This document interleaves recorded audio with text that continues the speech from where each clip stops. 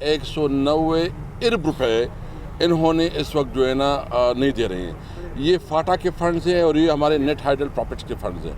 आप सोच लें कि खैबर पख्तूनख्वा में तो सूरत हाल ये है कि वहाँ तो तनख्वाह ही नहीं अवेलेबल नहीं है।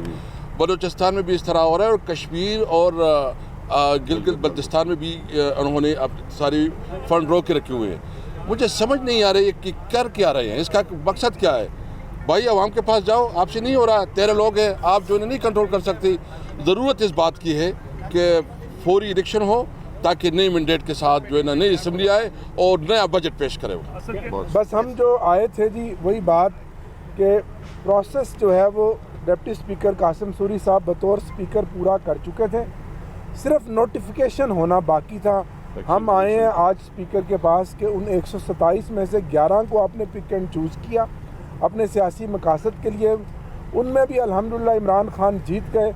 अवाम का जो सेंस है वो ये है कि आज मुल्क बचाओ और इलेक्शन कराओ, नोटिफिकेशन करें ताकि इस मुल्क में एक आज़ाद साफ शफाफ इलेक्शन हो। इस मुल्क में सियासी इस्तेहकाम के साथ ही मुआशी इस्तेहकाम आएगा। 9 महीने में यह हुकूमत बुरी तरह नाकाम हुई है। इनके मफादात आपके या मेरे साथ नहीं है, इस मुल्क की आवाम के साथ नहीं है, इनके मफादात बिरून मुल्क हैं। ये सिर्फ अपनी 1100 अरब की चोरी बचाने आए थे, NRO 2 ले लिया, इस मुल्क का दिवालिया कर दिया, मईशत का आज पहिया जाम है और आलमोस्ट मुल्क टेक्निकल डिफ़ॉल्ट कर चुका है।